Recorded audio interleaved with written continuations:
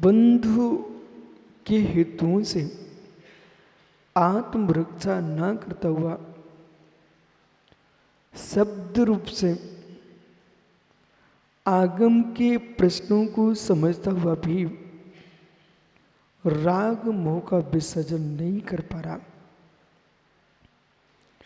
और जो राग देश मोह का विसर्जन नहीं कर पा रहा है वह निर्बंधता को हासिल नहीं कर सकेगा। परम तत्व हंस आत्मा कर्म शून्य चिद पिंड ज्ञान घन एकत विभक्त स्वभावी है। ऐसे एकत विभक्त स्वभाव को शब्दों में समझता हुआ भी जो मोह से पीड़ित होता है, कसाय से पीड़ित होता है, इच्छाओं से पीड़ित होता है, उसमें जरा विवेक खो बैठता है। निर्जा स्थान पर पहुंच करके भी बंद स्थान को मित्र सम्मान दे रहा है। जो जीव मिथ्यात आवृत्ति प्रमाद कसाय योग इन प्रत्ययों में किंचित भी अपना ममत्व रख रहा है वह बंद स्थान का सम्मान कर रहा है और मोक्ष तत्व का अपमान कर रहा है। ऐसा आपने सुब्रत सागर जी लोगों से अनेक बार सुन के रखा। सिद्धों की अवहेलना मत करो, अरहंतों की अवहेलना मत करो, आचर्यपाद्य साधु की अवहेलना मत करो, लेकिन मित्र मेरी आत्मा में अरह सिद्धाचर्यपाद्य साधु पंच परमेश्वरी होने की योग्यता है। उस योग्य परमात्मा के प्रति मित्र किंचित मात भी मिथ्यात्ववृत्ति का सेवन जीव कर रहा है तो अपनी आत्मा के अंदर विराजे पंच परमेश्वरी की अवहेलना। क्या विश्व सागर जी परमेश्वरी के बिंब पर तुम कचड़े की टोकनी फेंकवा सकते हो? क्या विश्व सागर जी परमेश्वरी के बिंब पर कचड़े की टोकनी फेंकवा सकते हो? यदि नहीं फेंकवा सकते मनुग्ग सागरी कचड़े की टोकनी परमेश्वरी पर नहीं फेंकवा सकते हो तो ज्ञानी मिथ्यात आवृत्ति प्रमाण कसाय योग ए महाकचड़ा किंचित मात भी प्रमाण तुम्हारे अंदर चल रहा है। किसी राग की पुष्टि के लिए रागियों में राग है। ए मित्र निज भगवान आत्मा के ऊपर कचड़े का पिंड फेंका जा रहा है।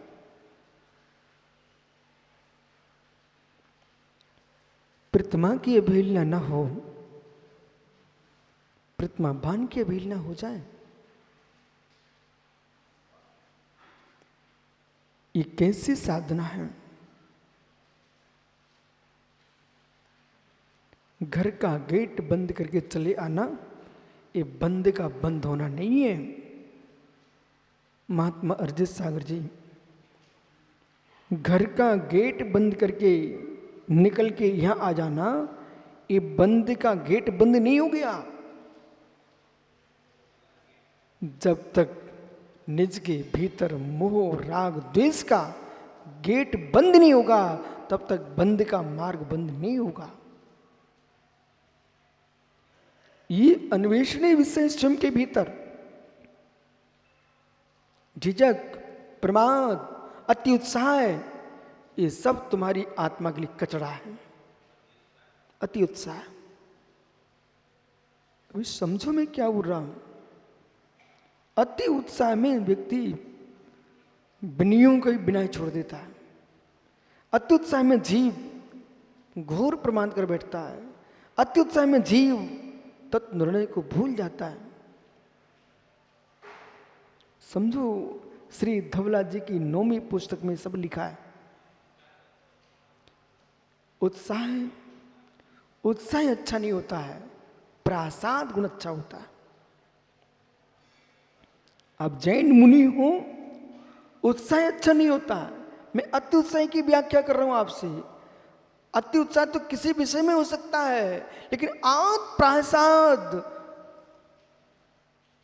ये आपके लिए हितकारी है। अति उत्साह में व्यक्ति विवेक भूल जाता है। ज्ञानी अति उत्साह में व्यक्ति विवेक भूल जाता है। अति उत्साह में प्रमाद का ही कार्य हो सकता है, विवेक का कार्य नहीं हो सकता। निर्गंत मुनि बन के सोचिए आप, अति उत्साह में प्रमाद का ही कार्य होगा, निष्प्रमाद का कार्य नहीं हो सकता। प्रमत्त दशा में ही अतिशय होगा, अप्रमत्त दशा में अतिशय नहीं होगा, अप्रमत्त दशा में आत्म गंभीर होगा। हाँ, जब मैं उत्साहपूर्वक अपनी क्रिया करूं, ऐसा कथन करूं, तो समझ जाना सु उपयोग की चेष्टा की बात कर रहे हैं। उत्साहपूर्वक अपनी क्रिया करो तो मित्र, षट आवश्यक में प्रमाद मत करो, लेकिन है वो प्रमाद। सत्य आवश्यक में प्रमाद मत करो, ऐसा कथन करेंगे तो उस षट आवश्यक में प्रमाद मत करो, उत्साह पूर्वक करो तो उत्साह पूर्वक करो, ऐसा कथन करेंगे। अति उत्साह मत करना। अति उत्साह में क्या होगा, आप अति उत्साहित हो गए, हमने कहा भैया आप प्रतिकोण का पाठ कीजिए। अति उत्साह में इतने जोर से बोल पड़े, जितने श्रवण प्रतिकोण कर रहे थे सबकी आवाजें दब गई अति उत्साह में। कि चक्रेश आत्मा का सुपयोग सद्भूत का विषय है कि असद्भूत का विषय है? सुपयोग। मित्र अरिजीत सागर जी, यदि अध्यात्म न्याय सिद्धांत शास्त्र को किंचित भी आपने समझा तो ध्यान से सुनिए। अब ध्यान से, आत्मा का सुपयोग सद्भूत का विषय है कि असद्भूत नहीं का विषय है? चक्रेश भाई, ये असद्भूत का विषय बना रहे हैं। आत्मा का सुपयोग सद्भूत का विषय है कि असद्भूत का विषय है? मनोज्ञ सागर जी, आप भी पंडित हो चुके हो, बहुत पुस्तकें लिखी हैं, बोलो आत्मा का सुपयोग सद्भूत है कि असद्भूत है?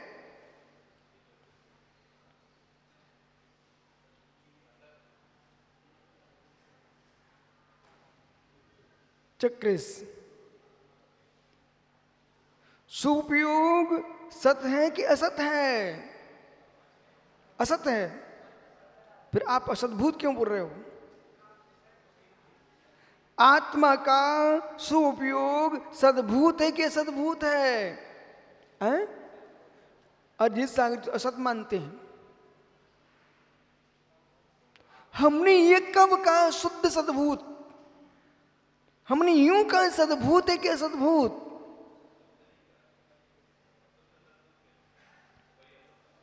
सुनिए ध्यान से, पंच परमेष्टि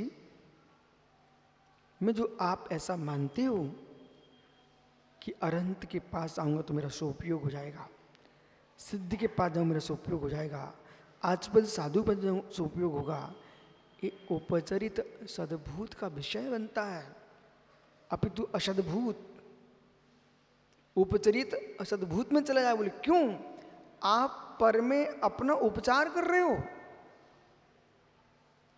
पंच परमेष्टि में मेरा सोपयोग, मंदिर में आ गए व्यवहार कहेगा, बोले कहाँ हो भैया? सोपयोग में लगा हूं मैं। देवालय में पहुंचे, क्या कर रहे हो? बोले सोपयोग में लगा हूं मैं। लेकिन मित्र, इसकी कोई व्याप्ति नहीं है। सागर जी, अरहंत की मुद्रा में भी आप सोपयोग में हो, ये कोई व्याप्ति नहीं है आपकी। निर्गंत शरीर ये देहाश्रित है, निर्गंत मुद्रा ये पौद्गलिक है। निर्गंत मुद्रा में यदि मनोज्ञ सागर और संपूर्ण सागर ये दोनों मान के बैठ गए हैं, अब मैं मुनि बन गया हूं, मेरा मोक्ष नियत हो चुका है, ये इनकी व्यर्थ की कल्पना बनेगी। क्योंकि मुनि मुद्रा तो देह का रूप है, ये शरीर आश्रित है। जब मेरा निज का शरीर मुनि बनने पर भी सुपयोग हो, कोई नियम नहीं है। तो मंदिर में जाके सुपयोग हो जाए, ये कोई नियम नहीं है। तो सुपयोग का सद्भूत क्या होगा?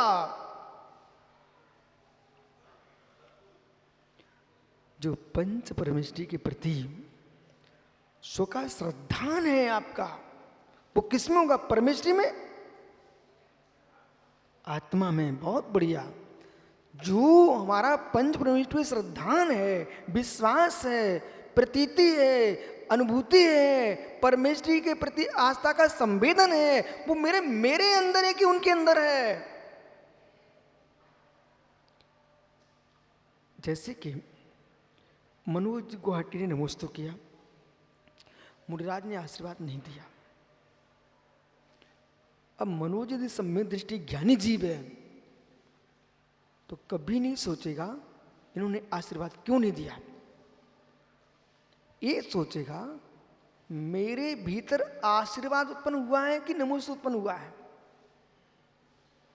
अब आपको समझ में आएगा, मेरे भीतर आशीर्वाद उत्पन्न हुआ है कि नमोस्तु हुआ? मनोज भैया, नमोस्तु। तो मेरे अंदर जो नमोस्तु प्रणाम हुआ है, शब्द जो निकला नमोस्तु, वो तो पुद्गल की पर्याय है। सूक्ष्म जाइए भाई। अब देखो, आप सब ज्ञानी हो चुके हो।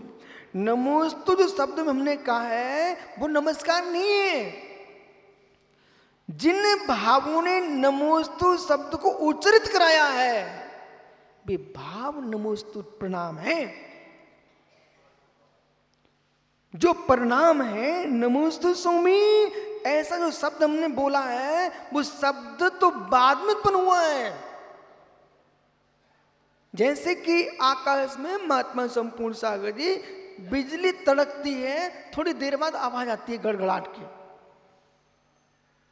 बिजली ना तड़के तो बादल आपको गड़गड़ाते नहीं दिखते हैं, पहले तड़क जाती पर गरजते हैं। ये तो आकाश का विषय है। संपूर्ण दार्शनिक दृष्टियां जो हैं आपकी प्रकृति के साथ चलेंगी, और जो जगत की प्रकृति है हमारी आत्म प्रकृति भी प्रकृति है। अब नमोस्तु सौमी, तो नमोस्तु सौमी जो हमने बोला है, इस शब्द प्रकट हुआ है। इस शब्द में नमस्कार नहीं है। शब्द का नमस्कार बाह्य लोगों को जानने के लिए है, और जिसे हम कोई आचार्योपाध्याय साधु हैं उन्हें सुनाई पड़ जाए इसके लिए है। लेकिन शब्द मेरा सद्भूत ही नहीं है चक्रिस। शब्द को आपने शरीर वांग मनः प्राणायाम पुद्गलानाम, शरीर वचन मन पौद्गलिक है। एक और आप जैनी लोग इस सूत्र को भी पढ़ते हो, और फिर जब हम जैसे लोग यूं कहें शब्द पुद्गल, वचन तुम्हारा नमोस्तु नमोस्तु नहीं है, तो तुम आंखें दिखाने लगते हो। बोले कैसा बोल रहे हो, मैं इतने जीवन भर नमोस्तु कर रहा हूं। बोले जीवन भर तुमने जो नमोस्तु किए हैं वो काय योग स्पर्श इंद्रिय रसना इंद्रिय आदि के नियोग से क्षोभम से किए। आप तो ये बोलो तुम्हारे परिणामों में नमोस्तु जितनी हुए वो मात्र नमोस्तु हुए, बाकी पुद्गल का प्रमाण है।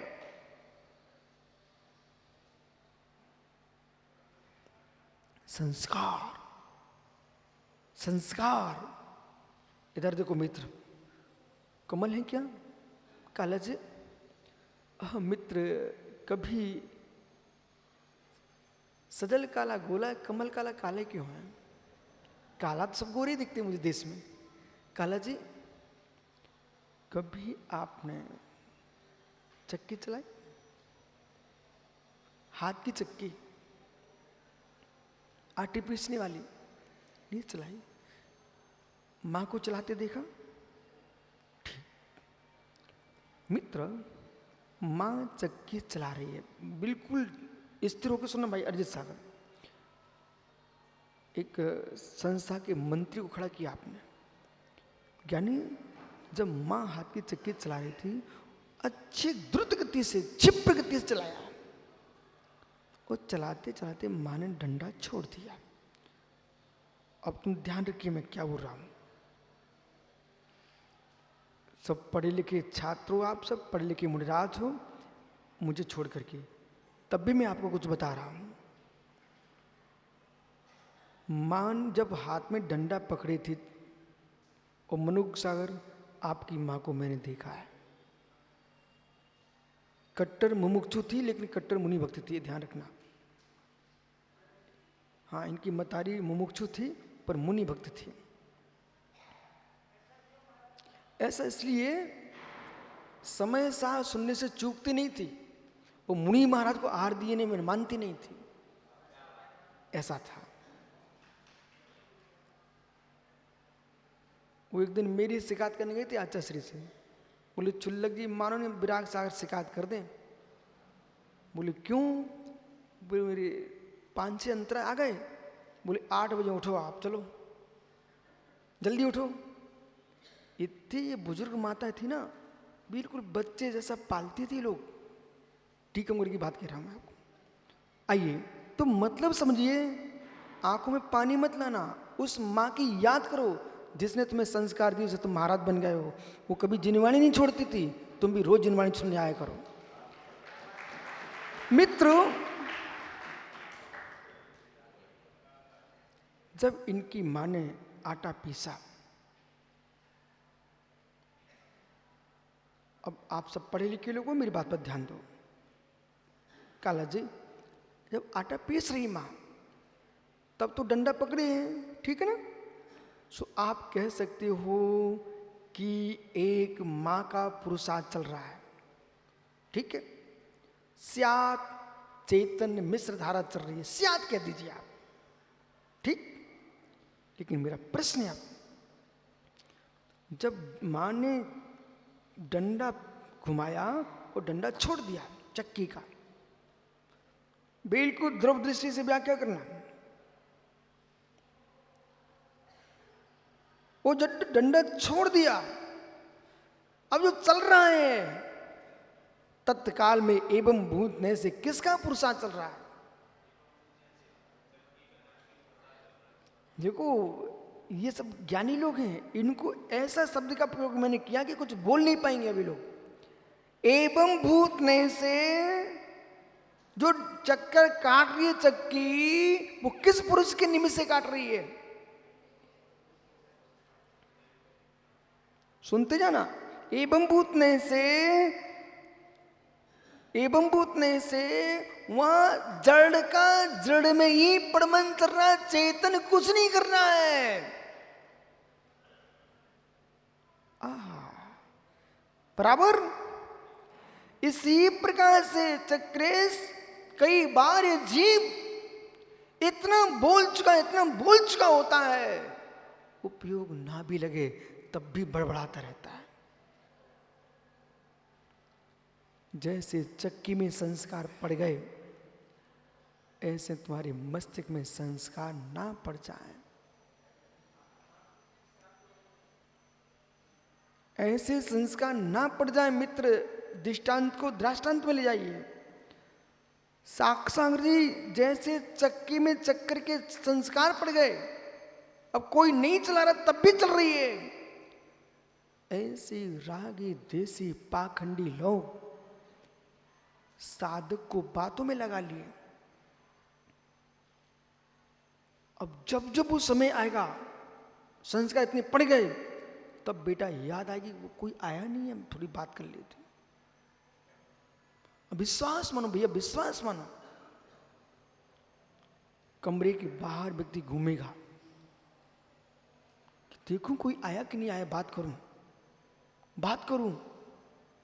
एक भी संस्कार आ गया बीच में, समय आते ही वो तुमको सताने लग जाएगा।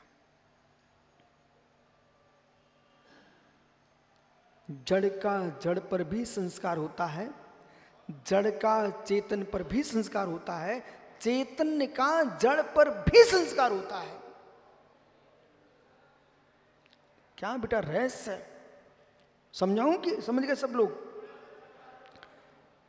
तो वो बेचारे क्यों खड़े किए हो? भैया बैठ जाओ। जो चक्की चली थी ना, उसको डंडा छोड़ दिया तब भी चक्कर काटती रही। ऐसी जड़ शब्द जो है, जड़ जिब्बा है, वो हिलती रहती है। कभी कभी आपने अलग स्तरीय ग्रंथ का अध्ययन किया है, अनेक न्याय शास्त्र पढ़े हैं, बिना विचारे भी शब्द का उच्चारण होता है, बराबर। जो भी मैं आपको पढ़ा रहा हूं पढ़ रहा हूं, यानी विश्वास को जितना आप लोग सोचते हो, विष्णु सागर जी, संजय सागर जी, लोग इतना सोचते हैं, इतना मेरे पास अगली पढ़ाई के लिए समय है, उसको सोचने को समय नहीं मिलता। अब रहस्य क्या है? क्या हुआ, अभी मैं ताड़पत्र लिख रहा था, उसको ऐसे चलाना पड़ता, उस पर ऐसे चलाना पड़ता है कि जरा भी ताकत नहीं लगाओगे तो अक्षर नहीं बनेगा, और ज्यादा ताकत लगा दी तो पत्र के नीचे तुम्हारी कलम चली जाएगी। संस्कार तो देना है, लेकिन इतना संभाल के लिखना है कि वो पेंसिल किसकी है, ये नहीं है लोहे की पेंसिल है, शुद्ध पेनी कील है, उस पर लिखना ताड़पत्र से। अब उसको तुमने जरा प्रेस जोर नहीं दिया तो अक्षर नहीं बनेगा, और ज्यादा जोर दे दिया तो अक्षर कभी नहीं बनेगा, पूरे में छेद हो जाएगा। इसी प्रकार से अब मेरी बात को मैं क्या कह रहा हूं, इतने गहरे में पढ़ो कि जैसे ताड़पत्र पर लकीर तो बन जाए पर छेद ना हो पाए, और एक पत्र को लिख करके तुरंत उसको हटा देना पड़ेगा, नहीं दूसरा कब लिखेंगे, बराबर है ना भैया। ऐसे एक विषय पढ़ने के बाद दूसरे विषय पर दृष्टि जाएगी, तभी तो आगे ग्रंथ पढ़ पाएंगे, और उसी को तुम करते रहोगे तो मेरे मित्र पेंसिल लेकर के कलम लोहे की एक ही जगह में घुमाता रहूं तो मात्र गड्ढे ही हो जाएगा, ताड़पत्र फट जाएगा, लेकिन आगे कुछ नहीं कर पाएंगे। ऐसे हमारे लिए चिंतन करना चाहिए, चिंता का छेद नहीं होना चाहिए। ओके, चिंता का छेद हो गया तो चिंतन का मार्ग समाप्त हो जाएगा। अब भैया करो विष्णु सागर अध्ययन।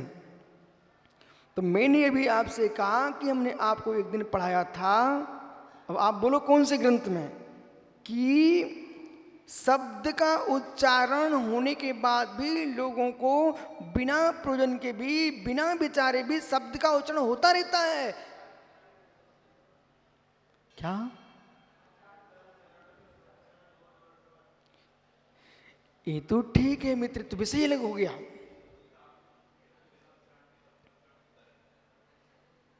वो तो विषय अलग हो गया, शब्दानुचरण सुनवन मर्थवत, बिना शब्द के भी अर्थ की अनुभूति होती है, ये विषय है। जो अर्थ से और प्रकाश से ज्ञान मानते हैं उन बौद्धों को हमने कहा कि बिना शब्द के उच्चारण के बिना भी अर्थ का ज्ञान होता है, वो विषय अलग है। हम तो ये विषय बोल रहे हैं कि तुमने सोचा नहीं है तब भी शब्द होते रहते हैं।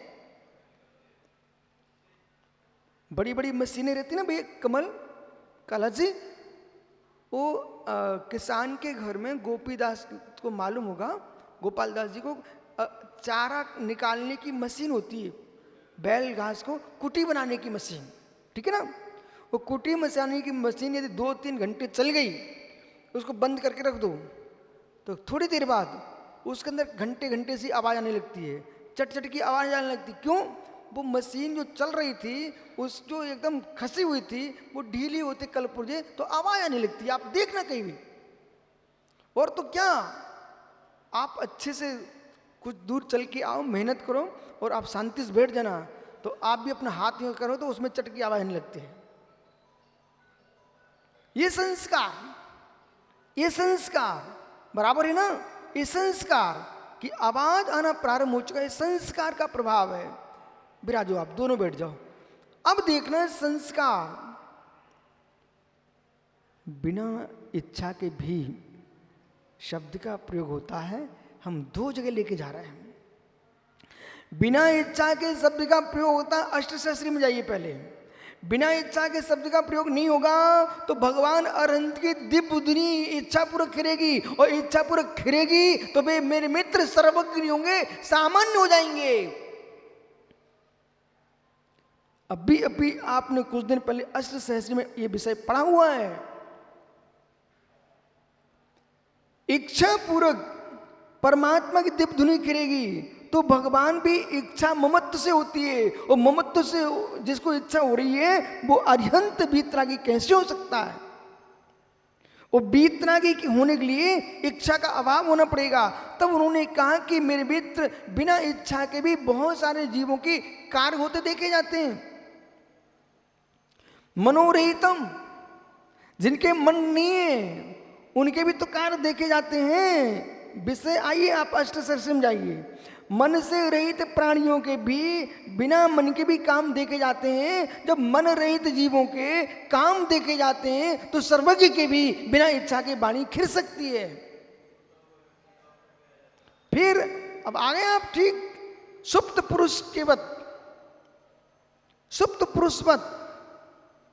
आइए, कोई भी ग्रंथ का अध्ययन करो ना, वो विफल नहीं जाता। समय के आने पर वो आपके अंदर संस्कार देता है।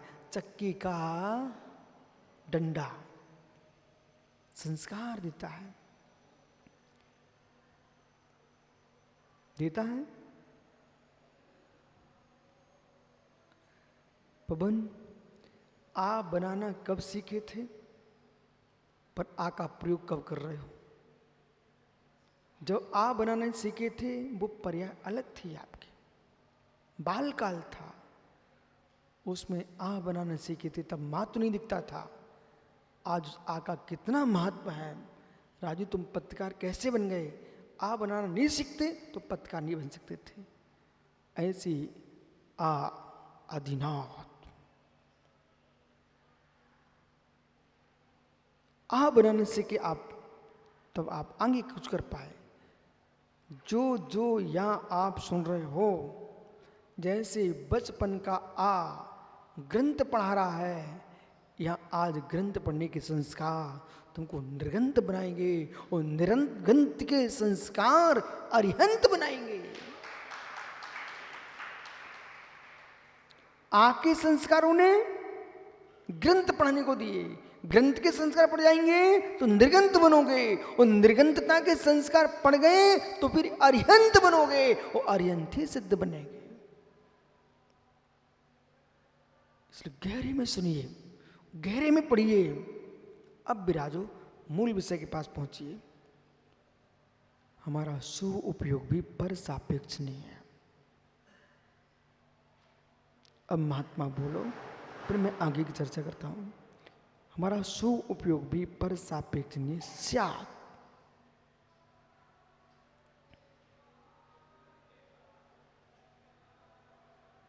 सु उपयोग पर सापेक्ष नहीं स्यात्। उपयोगो लक्षणम, सुनते जाओ। उपयोगो लक्षणम, आप तो व्याप्ति बनाएंगे ना, हेतु बनाओगे ना। उपयोगो लक्षणम, ये उपयोग किसके द्वारा निर्मित है? उपयोगो लक्षण जो सूत्र है, इसमें ज्ञान दर्शन उपयोग है, ये परिकृत है कि लक्षण है? लक्षण है। थोड़ा कठिन हो रहा है, थोड़ा विकल्प मत करना, आप लोग सुनते जाओ। कठिन के संस्कार पढ़ना चाहिए। उपयोग लक्षणम, तो उपयोग लक्षण जो सूत्र है, ज्ञान दर्शन बज्ज कुमार भैया उपयोग है, ये जीव का लक्षण है। ठीक है, आप तो विराजो विराजो, मैं वहीं से सुना रहा हूँ। अब आपने स्वयं सोलापुर में प्रमेय मार्तंड का स्वाध्याय किया है। मनुज्ञ सागर, प्रमेय सागर, प्रसन्न सागर, ये लोग प्रमेय रत्नमाला पढ़ते थे। वहीं जब प्रमेय रत्नमाला पढ़ रहे थे मित्र, जितना कठिन अष्ट सहस्री नहीं लगता, ध्यान रखना आप, उतनी कठिन प्रमेय मार्तंड, उससे ज्यादा कठिन प्रमेय रत्नमाला है। जो समझना चाहे उसके लिए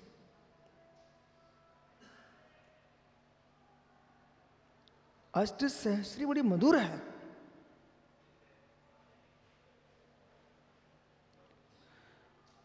जब आपने देखा कि सद्भूत असद्भूत और सत, सत में सद्भूत होगा कि असत में सद्भूत होगा? सत में होगा। असत भूत भी सत पर ही होगा, पर सत पर होगा।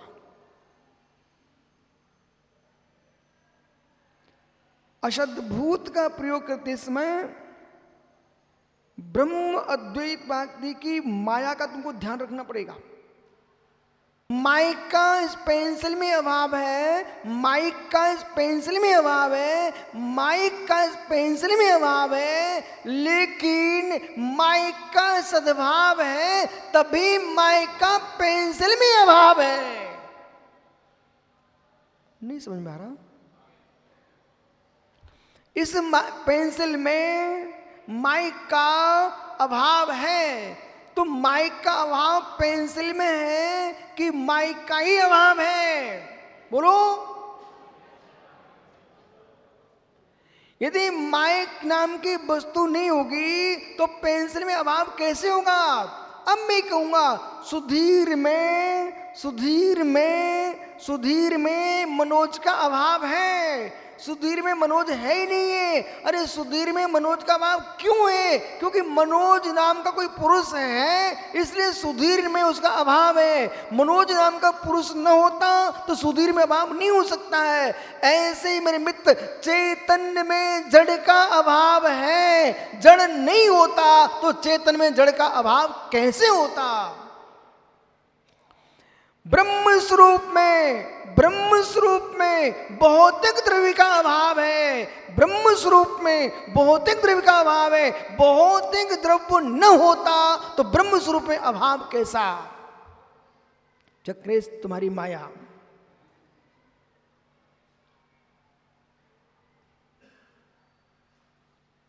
सब कुछ आदमी को समझ में आ गया, इतनी सी बात समझ में नहीं आ पा रही है। जब भी मैं अभाव की व्याख्या करूं, वह सद्भाव देखना किसी का। इस सूत्र के बिना न किसान जी सकता है, न व्यापारी जी सकता है, न एक वैद्य जी सकता है, न मरीज जी सकता है। कोई भी नहीं जी सकता। सारे रिश्ते समाप्त हो जाएंगे। आइए वैद्य जी, बज्ज कुमार जी, ओ निखिल को जुकाम हो गया।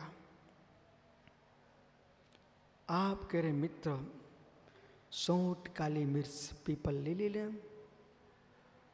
इतना बोला आपने, इसमें न्याय सूत्र लगेगा कि नहीं लगेगा? कुछ यदि लगाना चाहो तो न्याय लगेगा इसमें। विषय को सरल करना तो वो हमसे बोलो आप, और कठिन करना तो भी मैं बनता है, मैं कठिन बना सकता हूं। नहीं, पीपल, सौंठ, काली मिर्च, ये तीन वस्तुएं गर्मा गर्म, ठीक है। अब निखिल को जुकाम हो गया, ब्रह्मचारी को, और डॉक्टर बज्ज कुमार जी कह रहे हैं भाई 3 वस्तु ले लेना। अब 3 वस्तु ले लेना, इन 3 में मिश्री का अभाव देखना पड़ेगा। इन 3 में हल्दी का अभाव देखना पड़ेगा। इन 3 में बाजरे का अभाव देखना पड़ेगा, मक्की का अभाव देखना पड़ेगा। अभाव नहीं देखेगा तो इनकी पहचान कैसे करेगा? जहां जहां सद्भाव होगा वहां नियम से किसी का अभाव देखोगे, तभी तुम अपने सद्भाव को पहचान पाओगे। बोलो। अन्योन्य भाव भी देखना पड़ेगा, अत्यंता भाव भी देखना पड़ेगा। समझ मित्र में क्या हो रहा हूं? एक परमाणु में दूसरे परमाणु का क्या है? अन्योन्य भाव की अत्यंता भाव। संभल के बोलना भाई। यदि तुम परमाणु को, बज्र कुमार जी आप भी न्याय शास्त्र पढ़ते हो, वीर सागर महाराज जी के चेले रहे हो, परमाणु का परमाणु में अन्योन्य भाव की अत्यंता भाव है।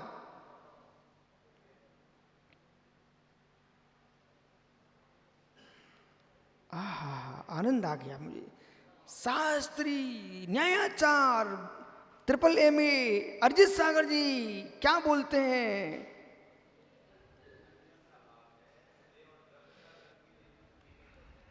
है मित्र, मैं आपसे क्या बोल रहा हूं? परमाणु का परमाणु में अभाव। मैंने ये काहे कब आपसे के स्कंद को देखी आप? मित्र, गुरुजी, तुम्हारे गुरुजी बोल रहे हैं। ज्ञानी समझ मित्र, हमने ये कहा है कि परमाणु का परमाणु में अन्योन्य भाव की अत्यंत भाव है। मत घबराओ, मत घबराओ, सत्य कहने में चूको मत मेरे मित्र। परमाणु का परमाणु में अन्योन्य भाव की अत्यंत भाव। चक्रेश भाई, ये आपका मित्र तो कह रहा है अन्योन्य भाव, यानी परमाणु का परमाणु में। हाँ बस बस बस बस बस, अब बेचारा धीरे से कह रहा है अत्यंत भाव है। अरे यानी अत्यंत भाव ही है, क्योंकि परमाणु शुद्ध पुद्गल द्रव्य है, और शुद्ध पुद्गल द्रव्य में पर पुद्गल का मिश्रण नहीं होता है, वो शुद्ध है, शुद्ध है। और प्रत्येक परमाणु स्वतंत्र पुद्गल द्रव्य है। द्रव्यत्व की दृष्टि से देखेंगे तो आप में उसमें अत्यंत भाव दिखेगा, लेकिन पुद्गल के अंदर स्वभाव शक्ति, विभाव शक्ति दोनों हैं, इसलिए वो पुनः विभाव को प्राप्त हो जाता है। जब स्कंद पर्याय को प्राप्त होता है तो पर्याय की दृष्टि से हम देखेंगे तो उसमें हमको अन्योन्य भाव दिखाई देता है। बराबर? बोलो बराबर। ऐसा, अब ठीक है, अब क्यों परेशान हो? बराबर हो गया।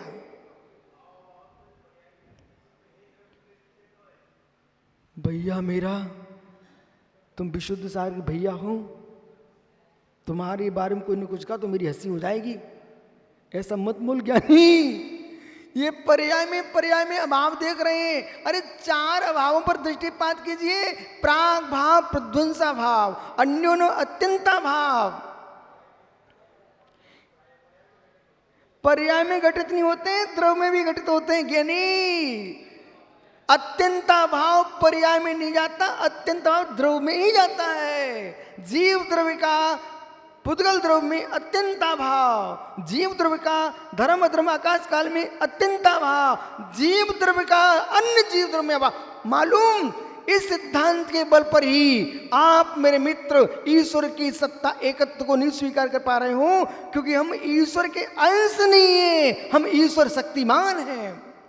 अत्यंत भाव नहीं होगा तो जो यूं कह रहे हैं लोग कि ईश्वर और मैं, हम सब एक ही हैं, एक ही हैं। हम एक नहीं है, ईश्वर स्वतंत्र है, मैं स्वतंत्र हूं। शुद्ध परमात्मा अशुद्ध अंश कैसा?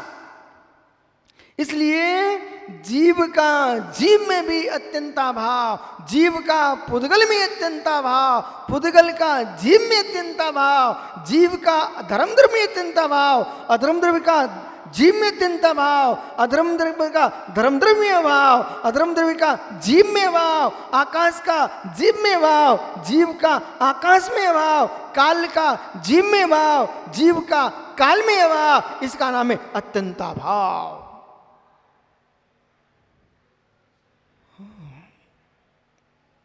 मुझे सब दिख रहा है मित्र, और मित्र भैया अनुज मेरे, इस अभाव के बल पर ही मैं बना हूं मुनि महाराज।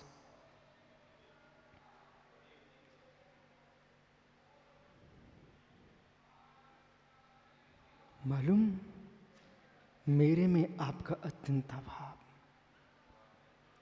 यदि कहेंगे पीली दुकान, ज्ञानी समझ मेरी बात मित्र, देश के सारे गणियों को, आचार्य भगवंतों को, जितने देश में जितने प्रकार के साधु संत महात्मा हों, सबको सूचना भेज दो इस बात की, यदि दादा गोपाल दास जी मुझे विशुद्ध सागर को अपने से भिन्न देखते हैं, जिस दृष्टि से दादा गोपाल दास जी मुझे भिन्न देखते हैं जिस दृष्टि से, उनसे कहना है भैया जिस दृष्टि से विशुद्ध सागर आपसे भिन्न है, उस दृष्टि से तुम्हारा बेटा भी तुमसे भिन्न ही है। मित्र, कहना आचार्य विराग सागर जी से कि जिस दृष्टि से आपको विशुद्ध सागर का शरीर भिन्न दिखता है, स्वामी आपका शरीर उसी दृष्टि से भिन्न ही है। मित्र, बोल देना पुष्पदन सागर जी, आचार्य विद्यासागर महाराज जी से, वर्धमान सागर महाराज जी से, कुंतु सागर महाराज जी से कि स्वामी जैसे आपको विशुद्ध सागर अपने चेले नहीं दिखते हैं, अत्यंत भिन्न दिखते हैं, विश्वास रखना जिन्हें तुमने दीक्षा दी है वे भी तुमसे अत्यंत भिन्न ही हैं। ये भूल में रह मत जाना कि मेरे चेले मेरी आत्मा हैं। कोई के चेले किसी की आत्मा नहीं होते हैं। मेरे मित्र, जैसे जैसे विशुद्ध सार का किया उपकार अपकार तुम्हारे काम में नहीं आएगा, ऐसे स्वयं के चेलों का किया उपकार अपकार भी तुम्हारे काम में नहीं आएगा। यहाँ तो मित्र यूं कहेंगे, जैसे सजल काला को अपना बेटा वर्धमान अपना दिखता है और कमल का बेटा भिन्न दिखता है, स्वरूप में जाओगे बेटा जैसे कमल का बेटा तेरे से अत्यंत भिन्न है, ऐसे तुम्हारा बेटा वर्धमान भी अत्यंत भिन्न है। मैं मात्र समय सार के व्याख्यान में नहीं जी रहा हूं, समय सार के स्वरूप में भी जीता हूं। मैं समझाऊंगा, पुण्य सागर सुधरो मित्र सुधरो, नहीं सुधरेंगे तो मैं रोने नहीं बैठूंगा, मैं अत्यंत भाव देख करके अपने भावों को संभालूंगा।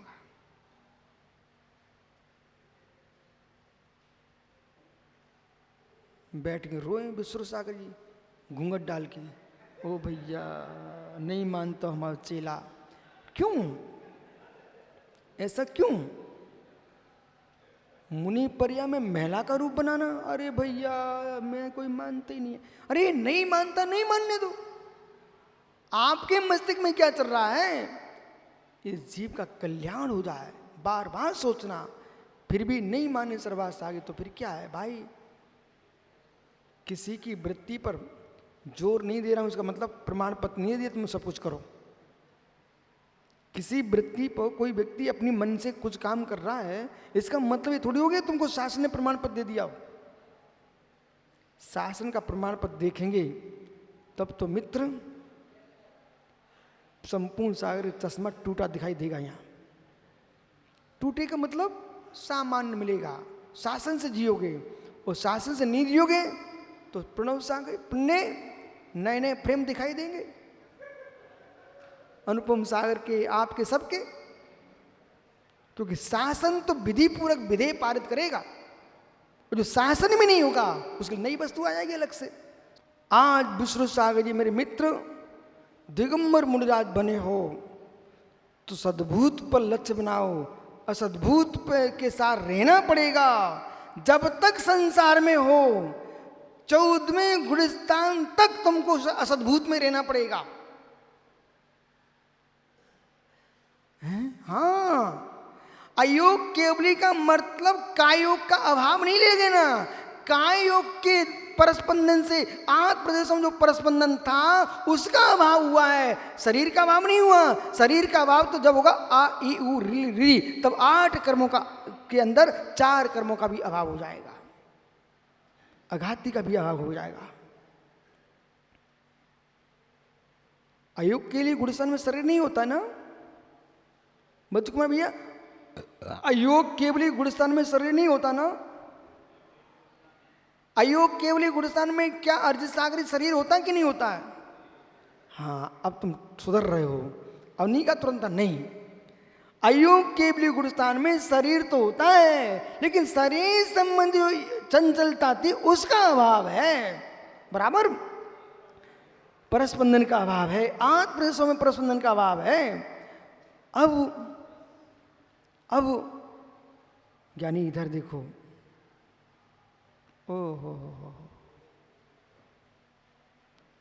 अहो आश्चर्य, घोर आश्चर्य। कोई अप्रशस्त में असद्भुत में लीन है, कोई प्रशस्त में असद्भुत में लीन है, लीनता असद्भूत की है, सद्भूत पर विचार ही नहीं है। अब जो तुम प्रशस्त में सुपयोग मार रहे हो, प्रशस्त पर द्रव्यों में, वो तुम्हारा असद्भूत है। आइए इसको पूर्ण कर दीजिए, मेरा सुपयोग भी है। बहुत बढ़िया, यही तो सुनना था मुझे आपसे।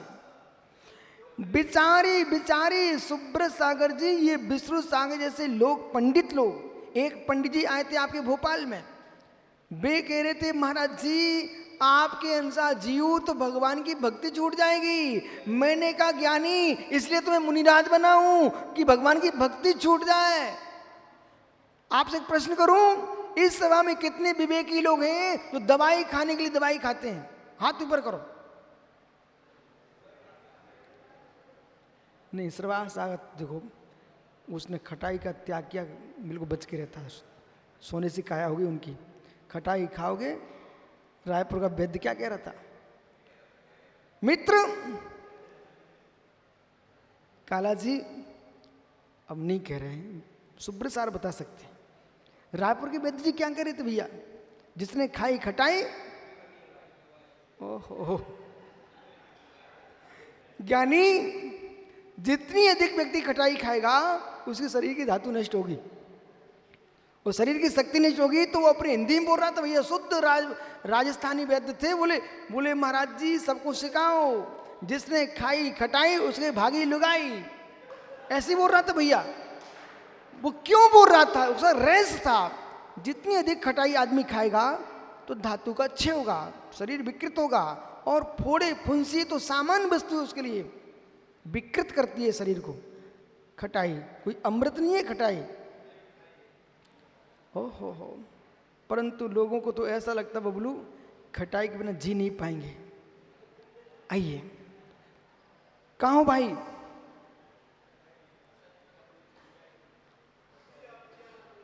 पूजा बंद हो जाएगी। तो मैंने प्रश्न ये किया कि अब एक काम करते हैं कि अध्यक्ष साहब से बहुत प्रश्न हो गए, पंडित जी से प्रश्न करते हैं।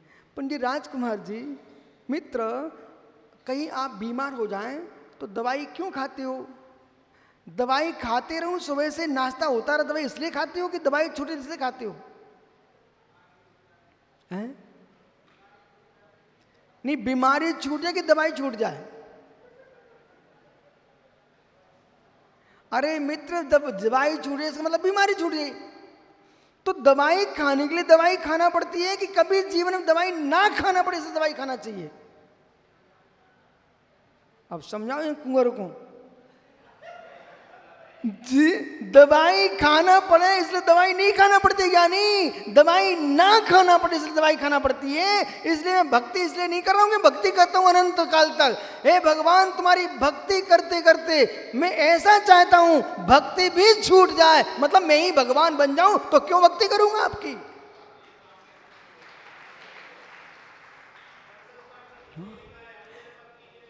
और इनको पता होना चाहिए। ओहो हो, पारस खड़ा हो जा जरा।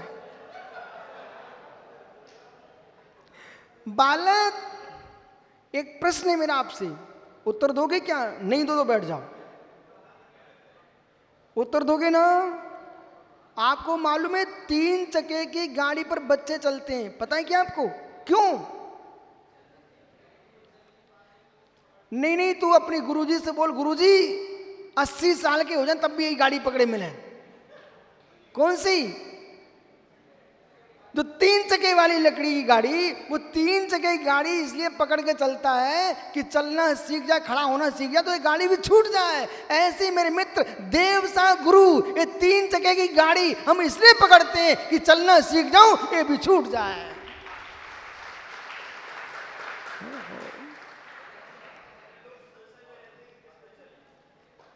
तीन चक्के की गाड़ी पर क्यों चलना पड़ता है बच्चे को? बोलो ना। एक सीमा के लिए चलना पड़ता है कि बराबर चलना पड़ता है। जब बच्चा छोटा होता ना तो कहते बेटा इसको पकड़ो, तो जिन्हें भक्ति जिन्हें भक्ति जिन्हें भक्ति दिने दिने सदा मेस्तु सदा मेस्तु सदा मेस्तु भवे भवे। जब तक मेरे मित्र निज रत्नात्रय अभेद रत्नात्रय नहीं मिले तब तक इनको पकड़े रहना, भवों में पकड़े रहना। जब तक बेटा चलना नहीं सीखो तब तक पकड़े रहना, और जब चलना सीख गए तो छूट जाएगी। इसलिए आओ बेटा इनके पैर पढ़ लो, अच्छे से पढ़ना, 7 बार सिर रगड़ना आप। आइए मित्र, अब आपको समझ में आ गया क्या? ये आत्म स्वभाव में बोलने वाला हूं। आप ये बताइए अरहंत देव का जो आराधना, ये 7 बार पढ़ बेटा। अरहंत देव की जो आराधना है, उस अरहंत देव की आराधना है वो हमारा सुपयोग है, सुपयोग का साधन है। लेकिन सुपयोग तो हमारी आत्मा के परिणाम है। जो मेरी आत्मा के परिणाम है वो मेरा सुपयोग सद्भूत है। मेरे मित्र जो शुद्धोपयोग है वो मेरा सद्भूत है, और मित्र असुपयोग है ना वो भी आत्मा का सद्भूत है। क्यों? स्त्री आदि परद्रव्य ये पाप नहीं है। तुम्हारे भीतर ब्रह्म भाव उत्पन्न हो तो मेरे मित्र कोई वस्तु पाप नहीं है। इसे तुम्हारे विभाव का सद्भूत है। किसका सद्भूत है? कुछ लोग अभी संशय पढ़ने वाले थे, गुरुजी आपने ऐसा बोल दिया। मुझे मालूम है तुम क्या सोच रहे सारस्वत जी, ये विभाव का सद्भूत है। विभाव का सद्भूत नहीं बनाओगे तो स्वभाव का सद्भूत कैसे उत्पन्न कराओगे? सुर सांगर जी महात्मा जी, ये पिच्ची तुम्हारा सद्भूत है क्या? ये कितने आप लोग भयभीत लोग हो, डरपोक लोग हो, कितना डरते हो। गुरुजी अवस्था, अरे मित्र ने ये पूछ रहा हूं क्या सद्भूत है? ऐसा बोलो नहीं है, नहीं है। फिर ग्रहण क्यों किए हो? ग्रहण इसलिए किए हूं, ये हमारी साधना का उपकरण है, इसलिए ग्रहण किए हूं। जिसे मैं ग्रहण क्यों हूं वो मेरा हो जाए, ये नियत नहीं है। यही तो तत्व दृष्टि है, यही तो सम्यक दृष्टि की दृष्टि है। मित्र मित्र क्या भैया सजल आपकी नसिया जी में मजदूर काम कर रहे हैं, उन्हें प्रेम से भोजन नहीं करने दोगे तो काम करेंगे क्या? मित्र उनको प्रेम से भोजन करने दो, प्रेम से पानी पीने दो, आवश्यकता पड़ जाए स्वयं भी भोजन दे के आ जाओ। लेकिन किसी से प्रेम से बोल लिया इसका मतलब तुम्हारा बेटा थोड़ी हो गए। तुमको दिख रहा है भिन्नत्व, दिख रहा है भिन्नत्व। ऐसे ये पिच्ची मेरी है, मैं इसके अपने पास 24 घंटे रखता हूँ, छोड़ता नहीं हूँ। पर मुझे मालूम है ये मयूर के पंख है, मैं जीवों की रक्षा के लिए प्रयोग करता हूँ। मेरा कौन है? जब तन मेरा नहीं है तो मयूर के पंख मेरे कैसे हो सकते हैं? मेरा तो जो है सो है, आत्मा स्वभाव परवाह भिन्नम। ओहो, कल फिर आओगे मित्र, पर्याय तो पुनः चर्चा करूंगा।